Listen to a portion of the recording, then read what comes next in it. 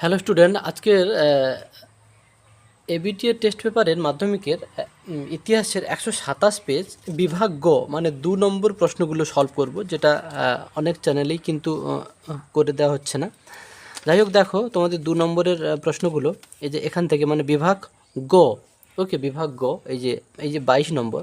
তো তোমরা মাথায় রাখবে এই 22 নম্বর এবং সামনের সম্ভবত 16 নম্বর, এখানে যদি ফুল নম্বর তুমি পেয়ে যেতে পারো তো তোমাকে ভালো স্কোর, সে সামনে 16 নয়, সামনে 16 প্লাস 20 মানে 36 আর 22। ভাবো এখানেই একটা কিন্তু বড় নম্বর হয়ে যাচ্ছে, মানে এখানেই প্রায় মানে মানে প্রায় 58 নম্বর, মানে প্রায় 60 নম্বর, কিন্তু মানে ফার্স্ট ডিভিশন স্কোর কিন্তু শুধু এই 1 নম্বর 2 নম্বর করলেই হয়ে যায়। তার মানে তোমরা যদি 1 নম্বর 2 নম্বরে ফুল স্কোর পেলে এখানে 60-এর তো 60 পাচ্ছই, আর ওদিকে মানে 58-র 58 পাচ্ছ, আর স্কুল থেকে তো 10 আছেই, তাহলে তোমাদের মানে এমনিতেই 70 হয়ে যাচ্ছে। ওকে, ঠিক আছে, চলো। তো এই ট্রিক্সটা তোমরা ইউজ করবে যে এখানে 22, আর প্রথমে এমসিকিউ 20, তারপরে এসএ কিউ হচ্ছে 16, এই টোটাল 58 যেন পেতে পারো। আর স্কুল থেকে 10 মানে 68, মানে প্রায় 70 নম্বর তো হয়ে যাচ্ছে। চলো, মানে 70 মানে তুমি প্রায় স্টার মার্কসের গাইড পেয়েই যাচ্ছ। মানে তুমি যদি মাধ্যমিক দাও নিশ্চয়ই তুমি সারা বছর পড়ে মানে 2-3টে 4 নম্বরের প্রশ্ন লিখতে পারবে না, এটা নিশ্চয় নয়।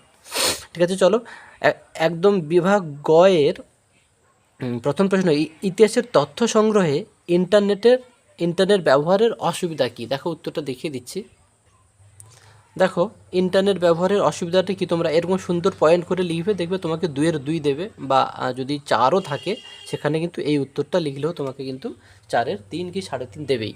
ওকে, বারবার বলছি তোমরা চেষ্টা করবে 2 নম্বরের আছে মানে 2টো লিখলে চলবে, কিন্তু তোমরা যত নম্বর আছে তার থেকে একটা কি 2টো পয়েন্ট বেশি মুখস্থ করবে। কেন? ওই 2 নম্বরের প্রশ্নটা যদি 4 নম্বরে আসে তখন কিন্তু যারা একটু বেশি পয়েন্ট মুখস্থ করে গেছে তাদের কিন্তু নম্বর পাওয়ার সম্ভাবনা বেশি থাকবে। তারপরের প্রশ্ন দেখো, স্থানীয় ইতিহাস গুরুত্বপূর্ণ কেন? উত্তরটা দেখো দেখিয়ে দিচ্ছি। দেখো, স্থানীয় ইতিহাস চর্চা বা স্থানীয় ইতিহাস গুরুত্বপূর্ণ কেন, একদম প্রথম থেকে এই যে উল্লেখযোগ্য ভূমিকা পালন করে পর্যন্ত তোমাকে লিখতে হবে। ওকে, তারপরে প্রশ্ন দেখো, মধুসূদন গুপ্ত স্মরণীয় কেন? দেখো উত্তরটা দেখিয়ে দিচ্ছি। দেখো, মধুসূদন গুপ্ত গুরুত্বপূর্ণ কেন, একদম এখান থেকে ভারতের আধুনিক চিকিৎসাবিদ্যার কাছ থেকে এই যে প্রভৃতি পর্যন্ত তোমাকে উত্তরটা লিখতে হবে। ওকে, তোমরা চেষ্টা করবে ভিডিওটাকে পোজ করে করে সমস্ত উত্তরগুলোকে পাই টু পাই সুন্দর করে ফ্রেশ খাতায় মানে ফেয়ার খাতায় একদম রেডি করে নেবে। তারপরে প্রশ্ন দেখো, প্রাচ্যবাদী কাদের বলা হয়? দেখো উত্তরটা দেখিয়ে দিচ্ছি। দেখো, প্রাচ্যবাদী কাদের বলা হয়, তোমরা এই এখান থেকে এত দূর পর্যন্ত লিখবে। ওকে, এখান থেকে এত দূর পর্যন্ত। তারপরের প্রশ্ন, দেবী সিং কে ছিলেন? তারপরের প্রশ্ন, দেবী সিং কে ছিলেন? দেখো উত্তরটা দেখিয়ে দিচ্ছি। আচ্ছা, দেবী সিং কে ছিলেন এই উত্তরটা একটু বাদে ভিডিওর শেষের দিকে হচ্ছে দেখাবো। তারপরের প্রশ্নটা তোমরা দেখে নাও। ঔপনিবেশিক অরণ্য আইনের উদ্দেশ্য কী ছিল? উত্তরটা দেখিয়ে দিচ্ছি। দেখো, ঔপনিবেশিক অরণ্য আইনের উদ্দেশ্যগুলো এই যে 1, 2, 3, 4 4টে পয়েন্ট, এরকম পয়েন্ট করে লিখবে। হ্যাঁ, তাহলে এখান থেকে এত দূর লিখবে, তবে মেন উত্তর কিন্তু এইটাই হলো।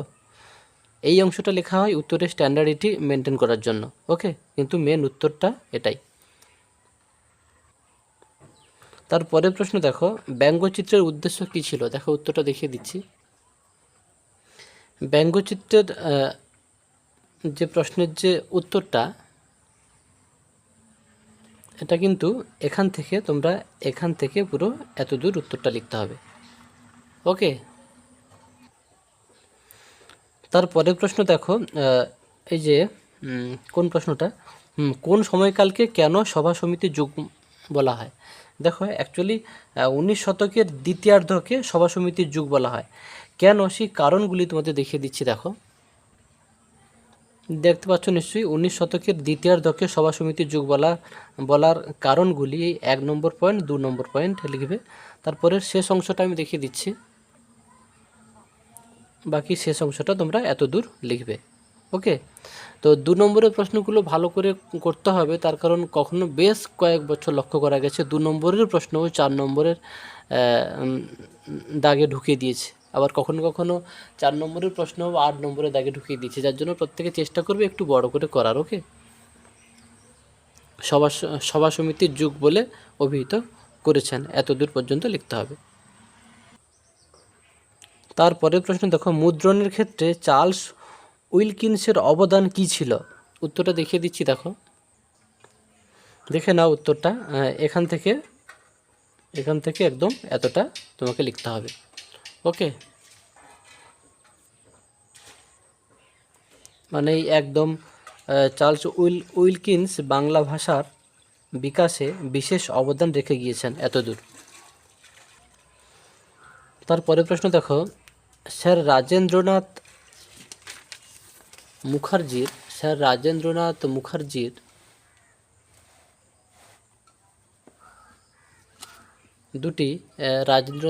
দুটি বিখ্যাত স্থাপনার নাম লেখো। উত্তরটা দেখিয়ে দিচ্ছি, দেখো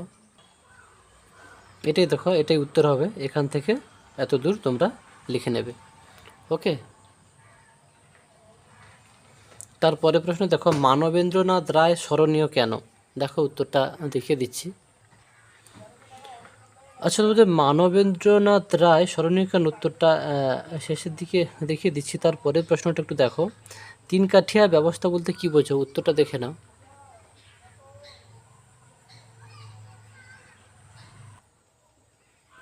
দেখো 3 কাঠিয়া প্রথা, এই উত্তরটা তোমরা এখান থেকে এত দূর লিখে নেবে। ওকে, তারপরে প্রশ্ন দেখো, কার্লাইল সার্কুলারের মূল বক্তব্য কী? দেখো উত্তরটা দেখিয়ে দিচ্ছি। দেখো উত্তরটা তোমরা এই 1905 থেকে একদমই ঘোষণা করা হয় পর্যন্ত তুলে নেবে। ওকে, তারপরের প্রশ্ন, অলিন্দ যুদ্ধ কী? দেখো উত্তরটা দেখিয়ে দিচ্ছি। দেখো এই যে অলিন্দ যুদ্ধ কী বা কাকে বলে, এটা তোমরা এখান থেকে এত দূর লিখবে। তারপরে শেষ অংশটা দেখিয়ে দিচ্ছি, শেষ অংশটা তোমরা এখান থেকে এত দূর লিখবে। ওকে, দেখো তারপরের প্রশ্ন, দেশভাগের স্মৃতি ফুটে উঠেছে এমন 2টি গ্রন্থের নাম লেখো। দেখো এমন 2টি গ্রন্থের নাম হবে তমস আর বিপাশা। উত্তরটা আমি দেখিয়ে দিচ্ছি। দেখো এই যে এইটা তমস আর বিপাশা। ওকে, এই দুটোই উত্তর হবে। তারপরের প্রশ্ন যেটা, পাঞ্জাব ও বাংলার উদ্বাস্তু সমস্যার প্রধান পার্থক্য কী ছিল? দেখো এই পাঞ্জাব এবং বাংলার দুটো আলাদা আলাদা করে লিখতে হবে। দেখো আমি দেখিয়ে দিচ্ছি। দেখো পাঞ্জাবের উদ্বাস্তু সমস্যা হচ্ছে এখান থেকে এত দূর লিখতে হবে, আর বাংলারটা দেখিয়ে দিচ্ছি এখান থেকে এত দূর। ওকে, তো এই পর্যন্ত মোটামুটি তোমাদের 127 নম্বর স্কুলের, এটা সম্ভবত 127 নম্বর স্কুল, 127 নম্বর পেজ, 127 নম্বর পেজ পর্যন্ত আমরা ইতিহাসের সবগুলো স্কুলের 1 নম্বর আর 2 নম্বর মানে বিভাগ ক, খ, গ কমপ্লিট করে দিলাম, মানে প্রায় 58 নম্বরে কিন্তু কমপ্লিট করে দিলাম। তোমরা খুব তাড়াতাড়ি ফ্রেশ খাতা তৈরি করে নিয়ে মুখস্থ করে পারলে যদি সময় পাও একটু পরীক্ষা দেওয়ার চেষ্টা করো। যদিও সায়েন্সের বিষয়গুলো আছে যেগুলোতে পরীক্ষা দেওয়াটা প্রচুর জরুরি, তো তবে চেষ্টা করবে সময় বার করে একটু লেখার। ওকে।